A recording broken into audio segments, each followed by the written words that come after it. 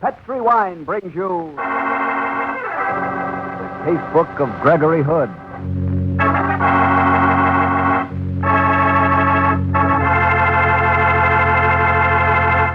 Tonight, the Petri family, the family that took time to bring you good wine, invite you to listen to the story of the 3 Silver Pesos, another exciting story from the Casebook of Gregory Hood.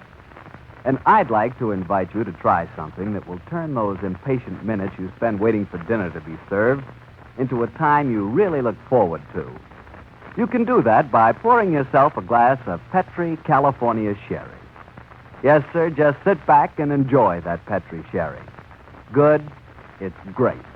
Just hold that glass of Petri Sherry to the light and notice the beautiful deep amber color, clear as crystal. Get the aroma of this fine wine. It has all the fragrance of the luscious, sun-ripened grapes from which it's made. But wait till you taste that Petri Sherry. Then I can stop talking because you'll know for yourself how good it is. Oh, and say, if you like your sherry dry, not sweet, Petri makes a delicious dry sherry, Petri Pale Dry. If you don't know which you prefer, the regular sherry or the pale dry, why not try them both? Don't buy one, buy 2. But just be sure you always buy Petri.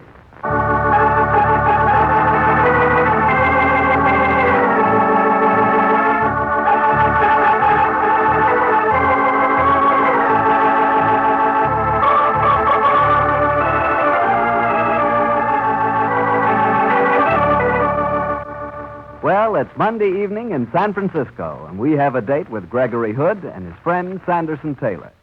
Our rendezvous tonight is at Gregory's apartment, high on Nob Hill and overlooking the San Francisco Bay. Let's keep our date, shall we?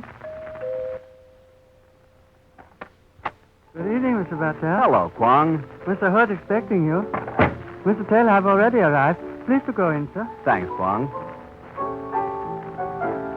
Harry Bartell, how are you? Hello, Sandy. Glad to see you. Ah, good evening, Harry. Evening, Gregory. Oh, please don't stop playing. That sounded swell. Oh, you like it?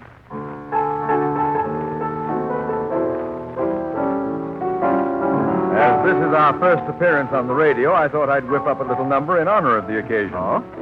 Other radio shows have a musical theme. I thought this might be appropriate for ours. So, as well as being the head of Gregory Hood and Company Importers and an amateur detective, you're also a composer, huh? In a very modest way, Harry. How about you, Sandy? I know that you're Mr. Hood's attorney as well as his closest friend. Do you have any unusual talents you've been hiding under a bushel? No, Harry. I'm a very dull dog compared to Gregory. I'm a good family man. I shoot an erratic game of golf, and I wield a writ of habeas corpus with moderate dexterity. Don't believe a word he says, Harry. Sandy has many hidden talents, a fact that you'll find out as tonight's story gets underway. Would you care for a glass of sherry? Oh, that'd be very nice, Gregory. Which particular page of the notebook have you decided to turn to for your first story? A page that has the heading, The Case of the 3 Silver Pesos.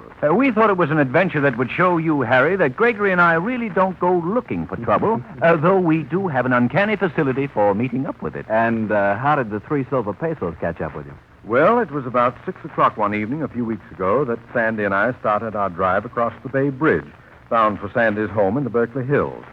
Little did we think that what promised to be an evening of pleasant domesticity was destined to turn into as wild and woolly an adventure as we had ever.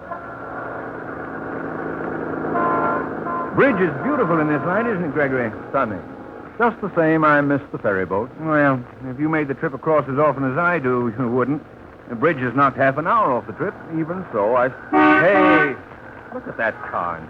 Why doesn't he stay in his own lane? He's an oozer. They drive me crazy. What's an oozer? Plenty of them on the roads. When they change lanes, they never give a signal. They just ooze. What the devil is... Watch out, Gregory. He's weaving from side to side. Now he's pulling in toward the rail. He's going to stop. Yeah, but you're not allowed to stop on the bridge. He must be ill. I'm going to pull up behind him. Well, look, he's opened the car door.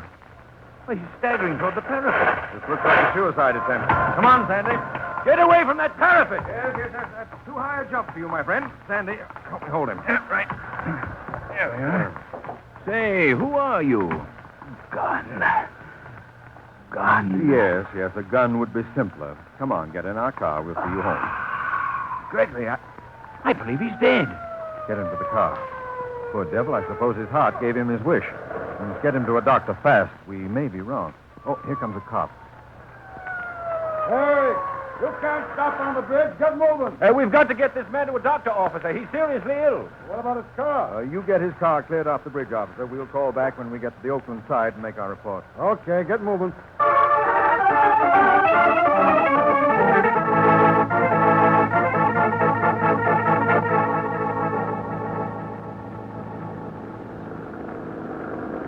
He is dead, Gregory. I'm sure of it. Did you find any identification on him? According to his wallet, his name is Harrison Travers, and he's from Los Angeles. Anything in his pocket?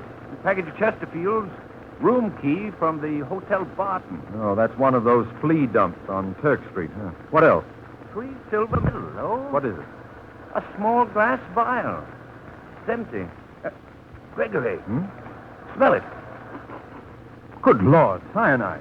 Do you suppose he swallowed it as he stepped out of the car? Could be. As soon as we get across the bridge, we'll stop at the nearest doctor's and find out.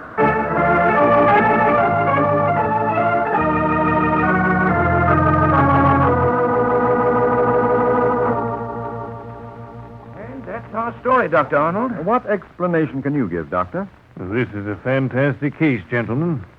You see that the man talked of the gun, carried an empty cyanide vial, tried to jump off the bridge, and apparently died of heart failure. That's right, Doctor. All very interesting, my friend. But this body happens to have been stabbed.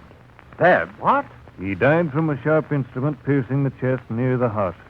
This, gentleman, is murder.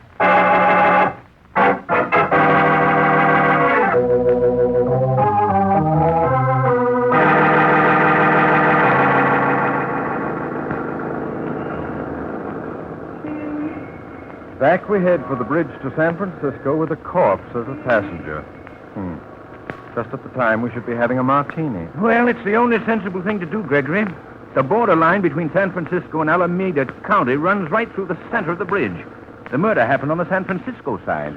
So we hand a nice new corpse over to Lieutenant Magruder of Homicide, who hates me and probably won't believe a word we say. Well, we can't take any chances, Gregory. We're mixed up in a murder case. True. But Magruder will probably say the guy was stabbed to death in my arms.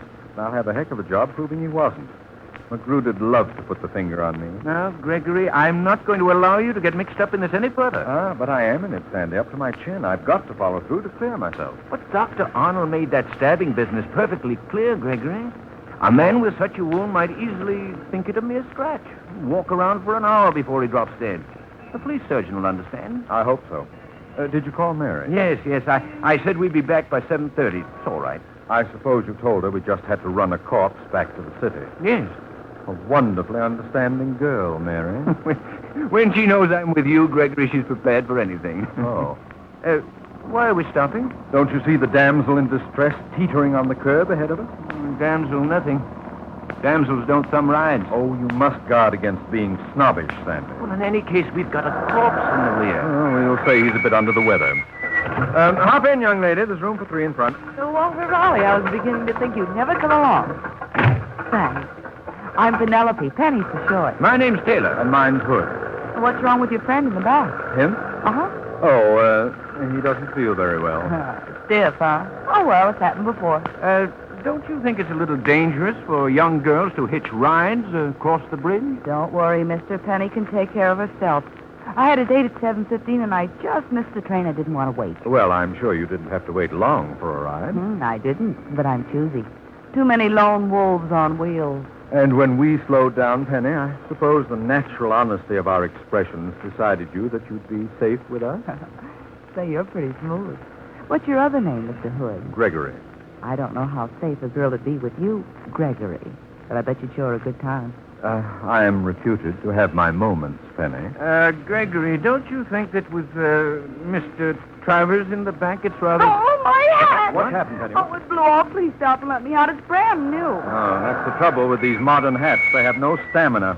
I'll go back and get it for you. Watch the traffic, Gregory. Don't get out that sign. Don't worry, Sandy. I never commit suicide on Monday. Here, climb out this way. I'll get out. Just move over a little bit. There we are. That'll do. Thank you. I'll be back in a jiffy. Your friend's nice. What does he do? Do? Why, he's in the importing business. Oh, sounds dull. Oh, look. What? Up there. Isn't that the Honolulu Clipper coming in? I don't see it. Goodbye, sucker! What? Hey, Penny! Come back here! Back!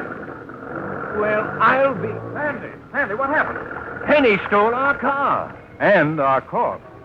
Sandy, Lieutenant Magruder's never going to believe this one.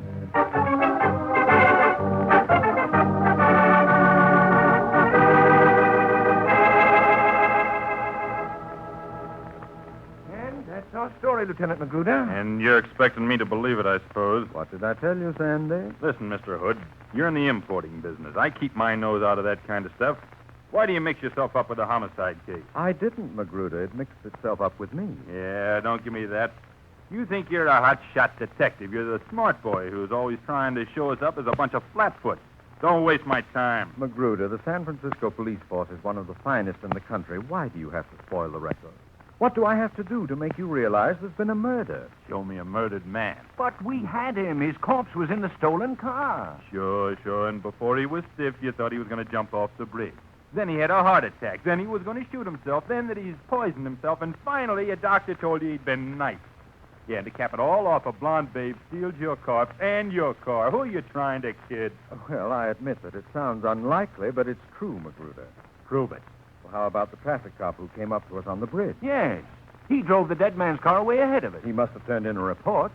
Must he now? Well, I've checked the records, and there hasn't been a traffic report from the Bay Bridge since 4 o'clock. Now, what do you say, Mr. Hood? That I'll prove it to you. Come on, Sandy.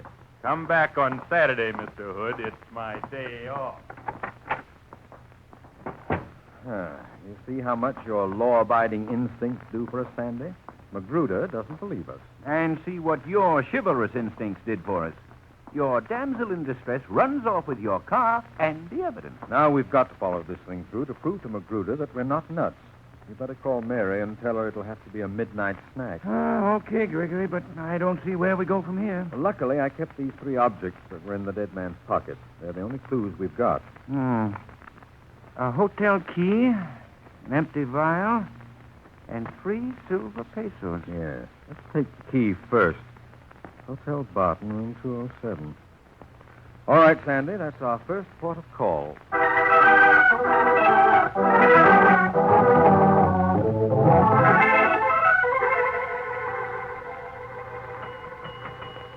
What a ghastly dump, Gregory. But as you see, service with an alleged smile.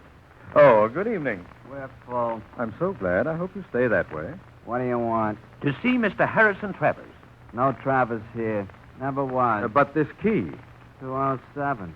Good. Glad to have it back. Stolen from us months ago. Thanks. Bye. Who's living in that room? I am. Good night.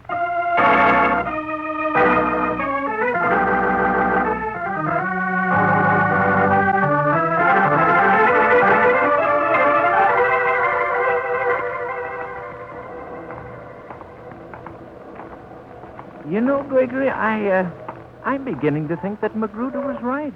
And that this whole business didn't happen after all. And I'm getting as obstinate as all get out. I didn't believe that hotel clerk, but I couldn't search the room without a police warrant. And with Magruder in his present frame of mind, that wouldn't be the easiest thing to get. Where are we headed for now? The shop of my old friend Goldwasser. It's along here somewhere. Well, how can he help us? He's a coin dealer, the best in San Francisco. I want to ask him about these 3 silver pesos. Here's his shop.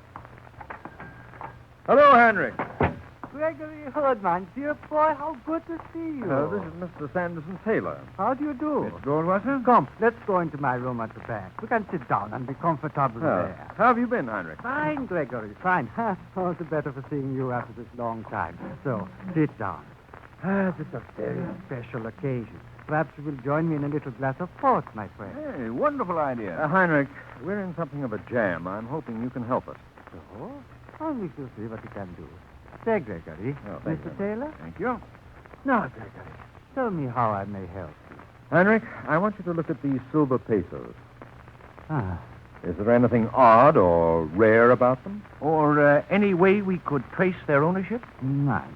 They're common enough coins, and yet I have many such duplicate coins here. I will check this for weight. I will put one of your coins on the scale, though. And on the other scale, I will put one of my duplicate coins. Ones I know to begin with, though. And what did he find? The coin I gave you is much lighter. It must be counterfeit. I do not think so. Let me look at it through my glass. Oh, very ingenious. What is it, Heinrich? This coin unscrews. The hollow section inside, so? There's a white powder inside. Dope. At last we know what we're up against. May I use your telephone, Heinrich? But of course, my friend. So we're mixed up with a dope ring, Gregory. No doubt about it, Sandy. Now perhaps I can make Magruder nibble a little humble pie.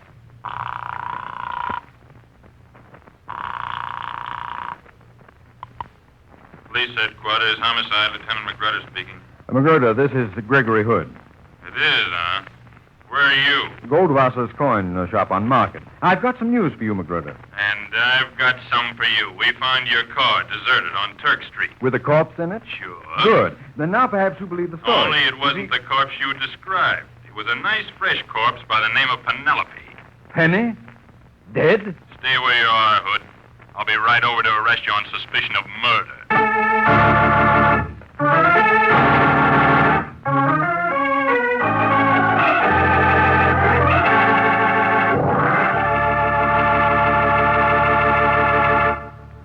You'll hear the rest of tonight's story from the Casebook of Gregory Hood in just a second. Time for me to mention that the only thing necessary to make a good dinner just perfect is to serve that good dinner with a good Petri dinner wine. With steak or chops or stew, and in fact with any meat or meat dish, you couldn't ask for a better companion than a glass of Petri California Burgundy. Petri Burgundy is a hearty, full-bodied red wine. It's the very last word in wonderful flavor. If you're having fish or chicken for dinner, then you'd love Petri California Sauterne. Petri Sauterne is a delicately flavored, subtle white wine that your whole family will enjoy. Get a bottle of both, Petri Burgundy and Petri Sauterne. It's bound to be good if it's Petri. Oh, Sandy, you certainly were in up to your ears that time. I guess you were able to talk yourself out of it. With Magruder? Why, no, Harry. The more eloquent Gregory became, the more suspicious it seemed to make Magruder. And I couldn't do anything to prevent Magruder booking him on suspicion of murder. You mean to say you were actually locked up? Yes, Harry. I landed in the jug with a resounding splash at just about the time a civilized man is warming his cockles with a good brandy. Sandy scurried off to get rid of habeas corpus, but for nearly an hour I found myself in a cell adjoining a certain unhappy character named Joe. Poor Joe. I don't think he knew what to make of me. I'm Joe the Dipper. Hi, Joe. What's your handle, Mac? Sam McGee. You look slick. You one of Charlie's mob? No, work on my own.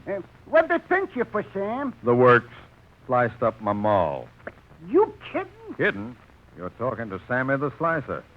Ought to see what I did to Fanny. Cut her in 19 pieces. A surgeon couldn't have done a better job.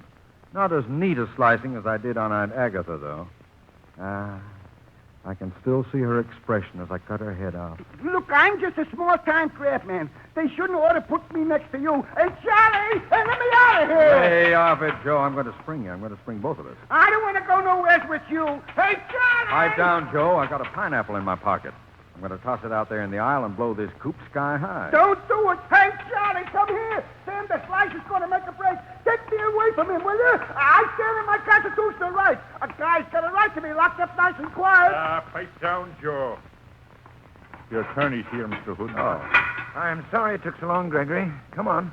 It's a cozy little cell, but I don't want to overstay my welcome. Oh, so long, Joe. You search him. The guy's a killer, and he's got a pineapple on him. Joe bother you, Mr. Hood? No. But he's got the gall down, just imagination. Did you get the car back, Sandy? No, still being held as evidence. Then we must grab a cab as fast as we can. There's a lot of unfinished business ahead of us.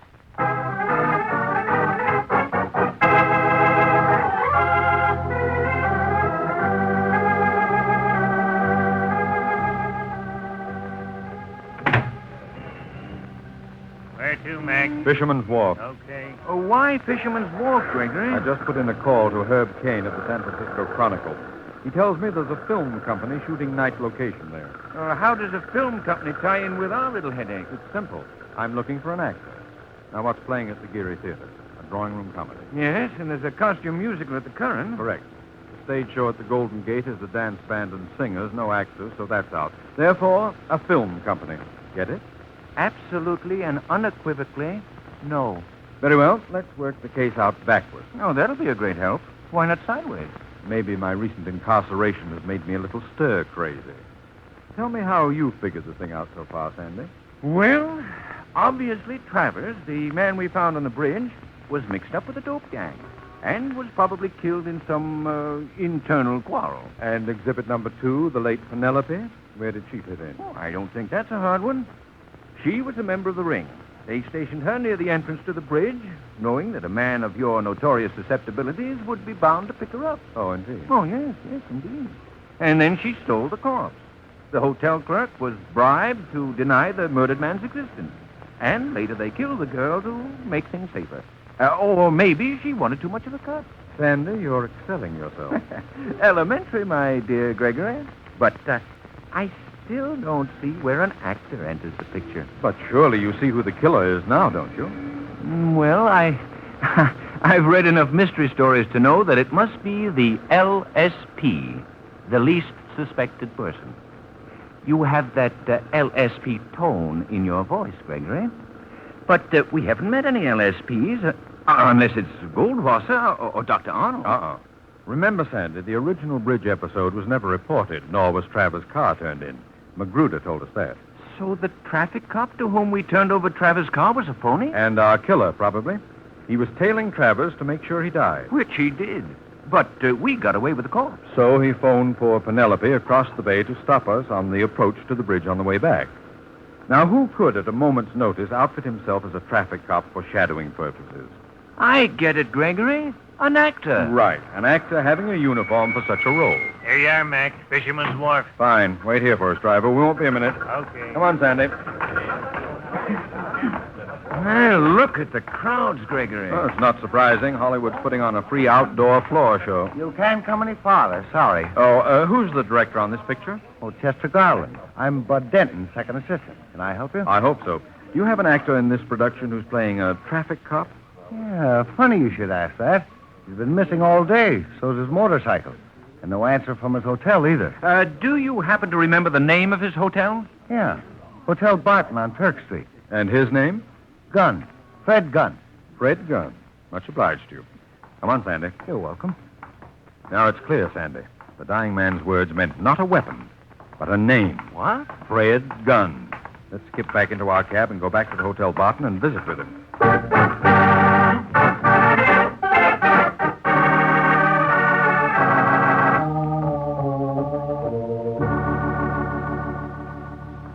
When I tell you there's no Fred Gunn been living here. And I tell you that he's still living in 207. Give us a pass key. Are you cops? No, but we're sending for them in a few minutes. You might as well keep yourself out of a bad mess.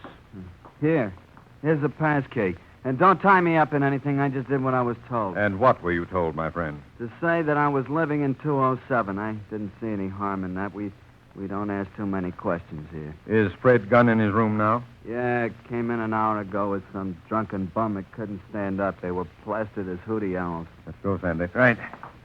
Might as well walk up. It's only the second floor. I suppose if I were in this game professionally, I'd be carrying a gun, Sandy. I'd feel safer if you were, Gregory. Looks as if we've got a killer cornered in a rat hole. He might shoot before he asks questions, you know. Sandy. Eh? I don't want to be melodramatic, but you've got a wife and 2 children. I wish you'd go back and wait for me in the lobby. Nice of you, Gregory. But this is Hood Company business. In any case, I don't want to miss the fun. You're a remarkably square man, Sandy. There are times when I'm quite fond of you. Yeah. Here we are. 207. Going to knock? Our only chance is to rush him. Hope the door isn't locked. Watch out, Sandy. Yep. Gun. Gun. He's asleep on the bed. Take it easy, Gregory. We can tie him with the bedclothes. He doesn't need bedclothes, Sandy. He needs a shroud. He's dead. Smell this bottle of whiskey. It's been spiked with cyanide. Great Scott. Gregory, look, there on the floor. The now familiar corpse of Mr. Travers. How it does get around. Oh, we're in a serious jam now, Gregory. Knee-deep in corpses and not a single suspect left. We don't need one. I know who murdered Gunn, and oddly enough, he's in the room now. The killer? Where? In the closet? Closer than that, Sandy. Oh, now look, Gregory. If you're going to put the finger on me as the least suspected person, it's going too far. I won't stand for it. No, Sandy. Mr. Travers lying on the floor is the latest killer. But you mean the corpse is the murderer? Sure. Remember the empty cyanide vial? Before Travers was killed himself, he'd poisoned Gunn's whiskey. Gunn figured he'd stay sober until he'd retrieved Travers' corpse. He brought it back here, started to figure out how he was going to dispose of it. Exactly. He decided to take a slug of whiskey to help his thinking machinery, and so he died. Murdered by his own victim. Oh, I see. And now I have a call to make. Elmwood 6, 4222. Calling Lieutenant Magruder? Sure. This is going to be fun. Magruder in homicide, please. After you're through, Gregory, I'll call Mary. We'll have one of her delicious rabbits, and you'll stay the night. It's a date. Magruder, this is Gregory Hood. Now, settle back in your chair and make yourself comfortable, because I've got a fairy story to tell you. Once upon a time, a couple of worthy citizens were driving across the Bay Bridge when the car in front of them started to weave. You'll never believe this, Magruder, but as they were...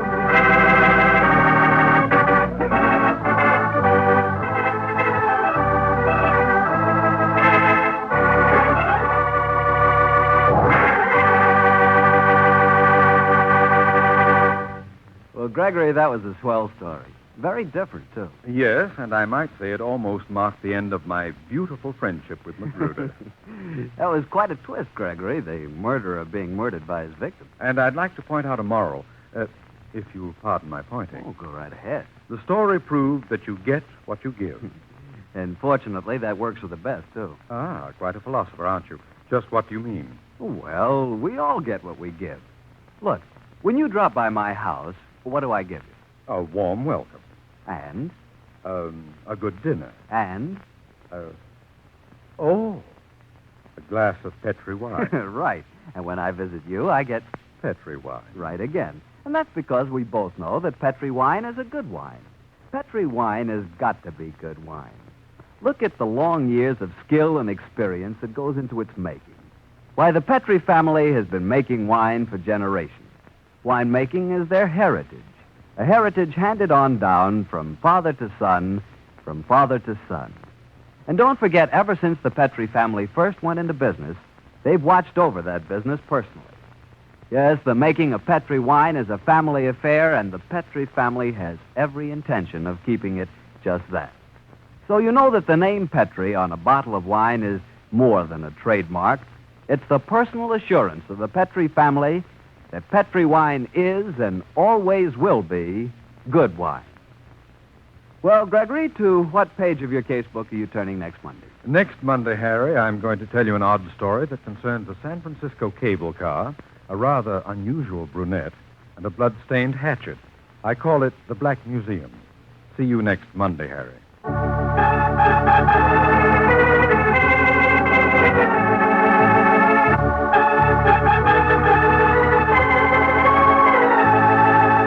The Casebook of Gregory Hood is written by Dennis Green and Anthony Boucher.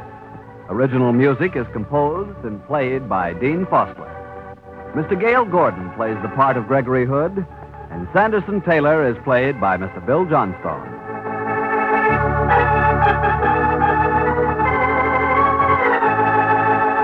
The Petri Wine Company of San Francisco, California, invites you to tune in again next week, same time, same station. The Casebook of Gregory Hood comes to you from our Hollywood studio.